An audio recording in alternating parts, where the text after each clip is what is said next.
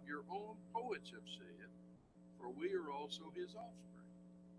Now, I don't know where those poets got that information, whether it was simply inspired or uninspired or just their thoughts, but Paul at least is quoting so that the Gentiles had some knowledge. That's what Romans 2 is referring to. He says, the Gentiles which have not the law, they didn't have Moses' law, do naturally what's contained in the law. Now, naturally doesn't mean that they just thought of it themselves. I think the idea is that they would continue doing that which had been revealed to them before through this patriarchal system. So anyway, talk too much. Excuse me. Yes. Oh, there's a lot of Gentiles back there. Ruth was a Gentile. Caleb was a Gentile. I could go on. Yes. Yes. Methuselah, or not Methuselah, Melchizedek was a Gentile.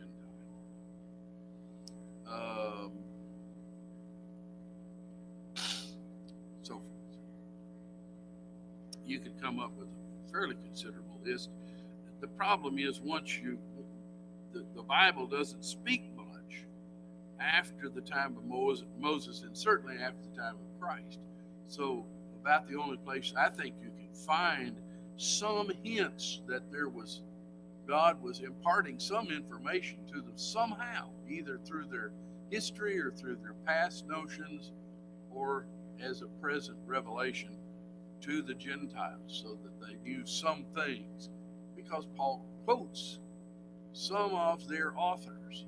Now, that doesn't mean they were inspired. I'm not saying they were inspired, but they'd come by the truth somehow, whether by invention, luck, like the monkey writing Shakespeare, or or they either remembered it, historically, or it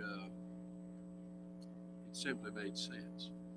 But somehow or another, God was continuing that patriarchal method of dealing with man, not a period, but that method of dealing with man with these Gentiles up until the time of Christ. So that's why it overlaps. This patriarchal period, roughly covering down to about 1500 BC, from the beginning to 1500 BC. So you're looking at about, as I say, about 4,000 years in that period of time. And here, that period of time somewhat identified. We read Hebrews 1, verses 1 and 2. God, who at sundry times and in divers manners spake in time past unto fathers by the prophets, hath in these last days spoken unto us by his Son. So it identifies that period of time. What I want you to notice in this chart is there's a continuous line of prophets providing instruction and keeping a correct history from the creation to the flood. Beginning with Adam. Adam lived 930 years, roughly. There's about 930 years encompassed there. You know about Seth and Enosh and Canaan, Mahalaleel, Jared, Enoch, Methuselah, and Lamech. Now, Lamech, it's hard to grasp this, but Lamech was 56 years old when Adam died. Wrap your head around that. That's 900 years. 56 years old when Adam died. I'm very grateful for the fact that my mother is living to good old age. My children will know her well.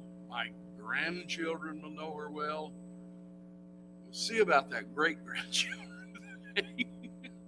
But her great-grandchildren will know her well. And we'll see whether she makes it all the way to their marriages and their progeny out in the future. But he was 56, and with my mother, that only encompasses what, 4 generations? Yeah, she's seeing her great grandchildren, so that's 4 generations. This is 1, 2, 3, 4, 5, 6, 7, 8, 9 generations down to Laban. And Noah, absolutely, you would just be loaded down.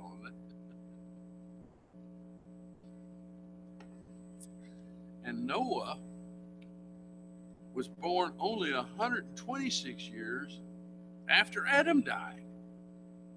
Now, what you need to see in this is when God spoke to Adam or one of these men, that they all knew it. There was a tremendous verbal transmission of God's will.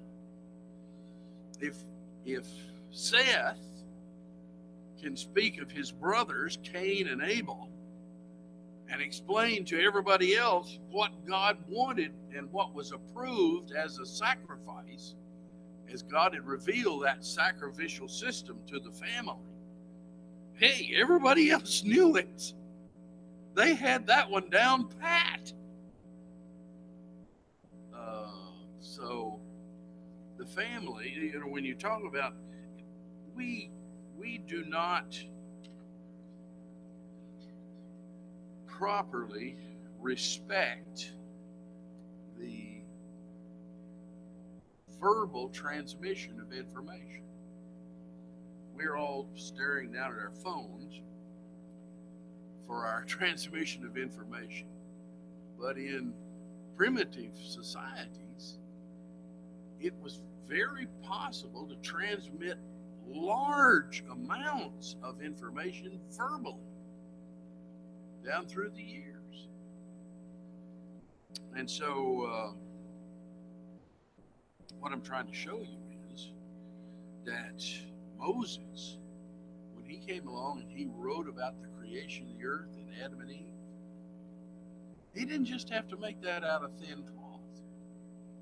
He didn't have to just make it up. It could have been transmitted. He was inspired, I believe, but as well, that whole account would have been passed down through that family fairly accurately over 4,000 years, 3,000 years, till you got to Moses.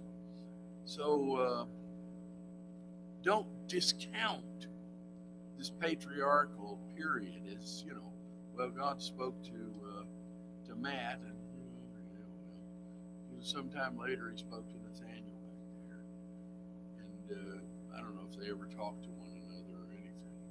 But Matt would be passing that down just in this chart, 9 to 10 generations living. And so it was pretty good account. There's a lot of records of that sort of thing. For instance, the Iliad and the Odyssey. In all likelihood, as we have them today, were passed down orally and finally written down. But anyway, what I want you to see here is God speaking to these people. The Lord God commanded the man, Adam, saying, of the tree of the garden thou mayest freely eat. You remember, God spoke to the head of that family. This was the law. Enoch also, the 7th from Adam, prophesied. That's what I was trying to show you in that chart. These men were all prophets. These men were all inspired. The head of these families, they were passing it on. saying, behold, the Lord cometh with 10,000 of his saints. He was prophesying. This is from Jude, the 14th verse of Jude. The Lord cometh with 10,000 of his saints. He was speaking of the end in the voice of Enoch. Way back there. You know, we try to talk about the promise that God made to Adam and Eve, that they would bruise the head of the serpent, that God would redeem them eventually. And here it is. God was telling them this was coming. Be faithful. By faith, Noah, being warned of God of things not seen as yet. He spoke to him. Moved with fear, prepared an ark to the saving of his house. Noah, the eighth person, a preacher of righteousness in 2 Peter 2 and verse 5. In Genesis 20, this is regarding Joseph as we go on. He says, excuse me, that's not regarding Abraham. I believe. In Genesis 20, Abraham, I think so. Where I think the Pharaoh first and then later Abimelech had taken the wife of Abraham. He says, now therefore restore the man his wife, for he is a prophet. And he shall pray for thee, and thou shalt live. There it continues. That's this patriarchal age. In 2 Peter 2, he says, some had forsaken the right way and are gone astray, following the way of Balaam, the son of Bosor, who loved the wages of unrighteousness. They forsook the right way and were going elsewhere. And so we see this patriarchal period drifting down through here. But next, let's look at this period described in Hebrews 11. By faith, Abel offered unto God a more excellent sacrifice than Cain. So they had what I want. Let me back up a little bit here if I can. Yeah. What we've seen here is their prophets. They had prophets. But now we want to see that they had a worship, that God had explained to them how to worship, what to do. And so we saw that when we studied Hebrews 11. By faith, Abel offered unto God a more excellent sacrifice than Cain. So they had a worship that was acceptable to God. They had prophets. There were false prophets during that period of time. Balaam, the son of Bosor. And then in Genesis 8, Noah built an altar unto the Lord, and took of every clean beast, every clean fowl. He had explained to him an altar. He had explained to them the difference between clean and unclean animals. That they were offered in burnt offerings, and the Lord smelled a sweet savor. All that worship had been detailed to these people through these prophets. That's how they knew about it. They didn't just make it up. In Job, the first chapter, you remember we read, and Job's probably one of the earliest books written in the Bible. Job was worried about his children, and he rose up early in the morning and offered burnt offerings according to the number of them all. So he knew as well about that idea of worship, offering these offerings to the Lord. May I remind you, all of that, pointing to the blood of Christ. The Lord started teaching them with Adam and Eve and Cain and Abel about those blood sacrifices. In Genesis 12, I wanted you to notice too, their altars. Abram passed through the land unto the place of Shechem. The Lord appeared unto Abraham and said, Unto thy seed will I give this land. There builded he an altar unto the Lord, who appeared unto him. Again, that idea of revelation. He removed from thence unto a mountain on the east of Bethel, and pitched his tent, having Bethel on the west and Ai on the east. And there he built an altar unto the Lord. So he was in one place where he had built an altar, and he moved, and he built an altar in another place. So in each place, they are remembering how and what God had said to them. Here's some of the path, if you will, of the altars of these patriarchs. He'd been in Shechem, he was in Bethel, he was in Salem, he was in Hebron, he was at Beersheba, and so on. Then he went down into Egypt. But in all of this, they were remembering in each place what God had commanded them about making these burnt offerings. Now, God had told them this. But I want you to notice another one. That is what we're going to describe as a way to worship, a place of worship, if you will. It says, by faith he sojourned in a land of promise, as in a strange country, dwelling in tabernacles, tents, with Isaac and Jacob, the heirs with him of the same promise. And then came he out of the land of the Chaldeans in Acts 7, and dwelt in Haran. From thence, when his father was dead, he removed him into this land where he now dwelt, and gave him none inheritance in it, no, not so much as to set his foot on. Yet he promised him that he would give it to him for a possession, and to his seed after him. Now this is the path of Abraham, which I'm sure you should be familiar with.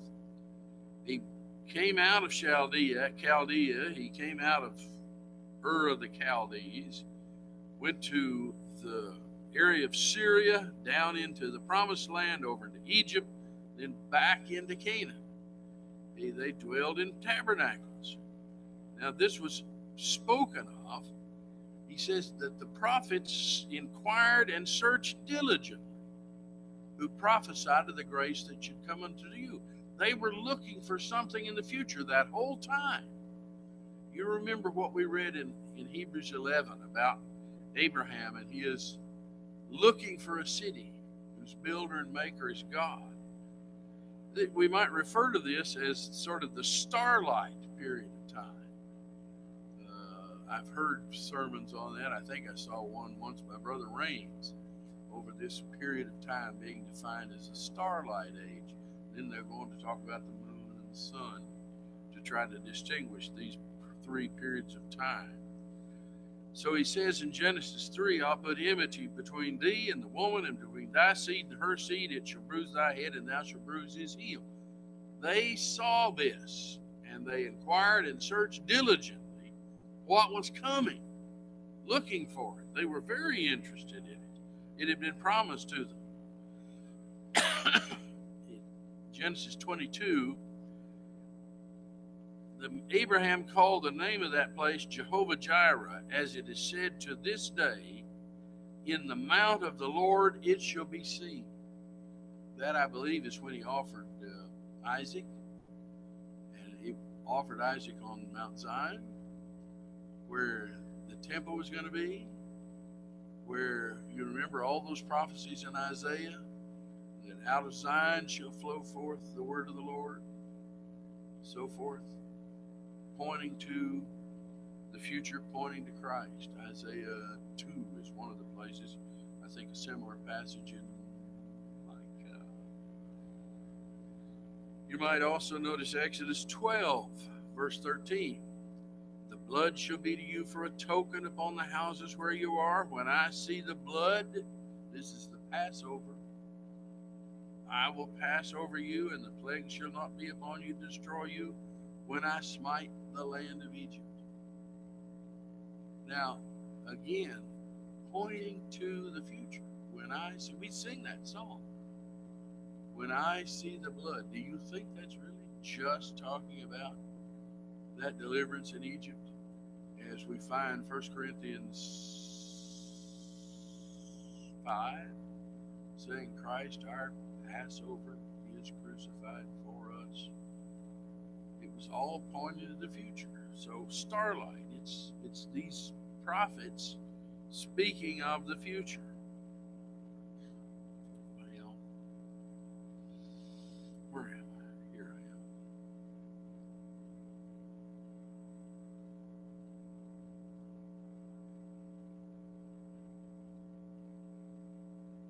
am.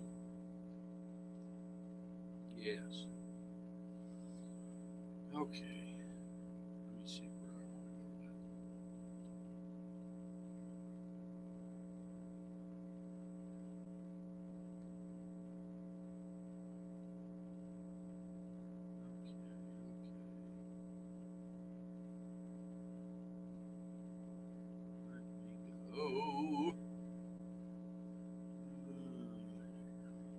Let me go.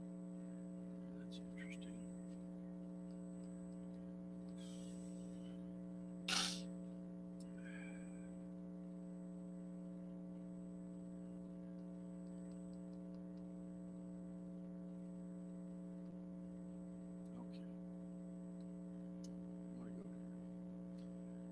I got a few more minutes.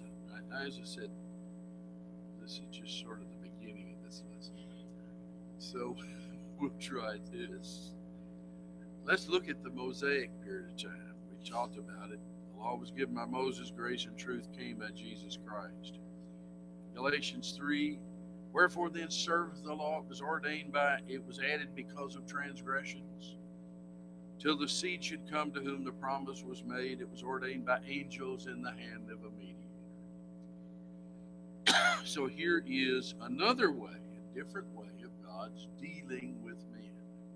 And so a new dispensation that especially and only concerned the Israelites.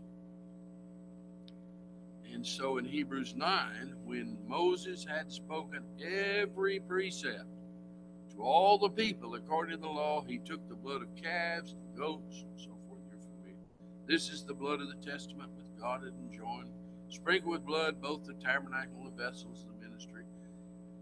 And we've just studied Hebrews, and you know again how that all pointed to the future. That the next dispensation, the Christian dispensation, was justified by the same sort of thing. I want to talk with you about the tabernacle that he built. The patriarchs dwelt in tabernacles, worshiping wherever they moved to. But he says, our fathers had the tabernacle of witness in the wilderness, as he had appointed, speaking unto Moses, that he should make it according to the fashion which our fathers that came after brought in with Joshua to the Gentiles, whom God drove out before the faith of our fathers unto the days of David, who found favor before God and desired to find the tabernacle for God of Jacob. But Solomon built him a house. Ronnie, I think. Was it Ronnie? No, it was Alan. I can't remember. Somebody was teaching about it. Alan was. He was teaching about the last Sunday. Was pointing out that David had collected all the materials for the building of the tabernacle or of the temple. But God wouldn't allow him to actually build waited there. And so they say that there was a tabernacle in the wilderness. You know, the children of Israel came out of Egyptian captivity, roughly in that area around the mouth of the Nile. They traveled throughout traveled down to Sinai, roughly the area of Sinai, at which point they were told to build the tabernacle. They tried to go in, do you remember? Then there was this wandering in the wilderness as a result of their lack of faith in going into the promised land. And finally, they are able to come in with Joshua to the promised land. They crossed over. And so these are all the places that the ark actually rested. The ark of God rested. Gibeah, Shiloh, Gilgal, Nob, Kirjath Jearim, Beth Shemesh, and then at Jerusalem was its final resting place. Here's a number of passages that talk about it. This is the order in which it went from one to the other. Went down into Philistine captivity, came back to Beth Shemesh, and then finally wound up at Jerusalem.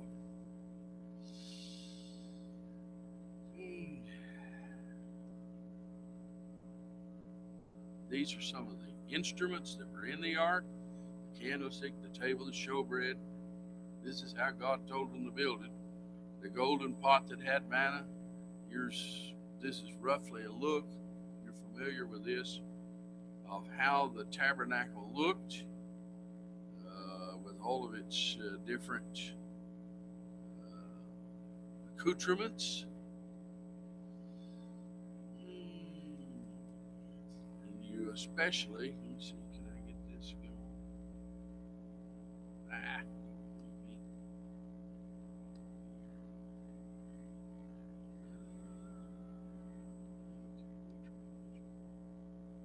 This division right here, this veil, which is figured so much, where he says into the second, past that veil, the high priest went alone once every year, not without blood, which he offered for himself for the heirs of the people.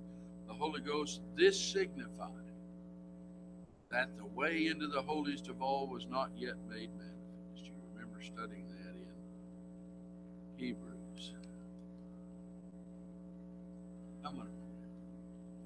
This goes on a long way. I'm going to wind up trying to move too fast to cover too much. Do you have any questions?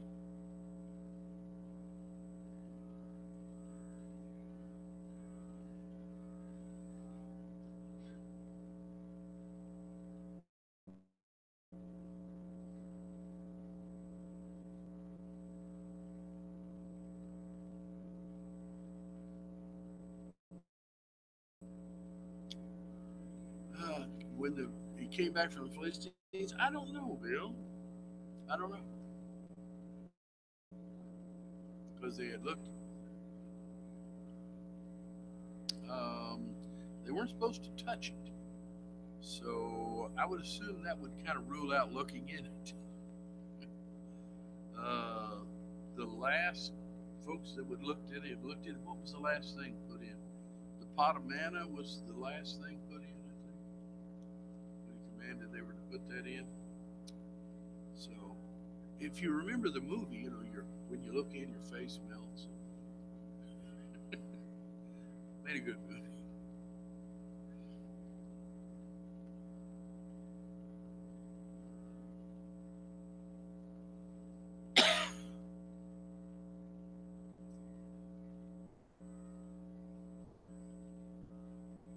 Sure. Basically, the Catholic system is trying to, most of that whole priesthood system of the Catholics is drawn from the Old Testament, not drawn from the New. We're all, everybody who's a Christian is a priest. We don't offer, we don't offer for other people. It's never spoken of in the New Testament. But yeah, sure. Any other thoughts? Okay. Let me see if I can get back and begin to think about this morning's lesson. I hope Brother Milliner's all right. Stomach trouble, somebody said, or he said, his tongue messed up, which probably came upon him suddenly, or this morning anyway. I've been there, done that, preached that way a time or two, which was sort of makes it an adventure. All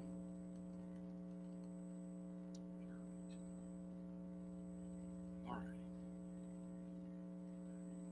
If for some reason I commanded on to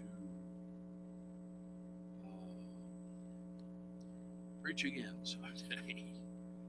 I will probably, maybe I can continue this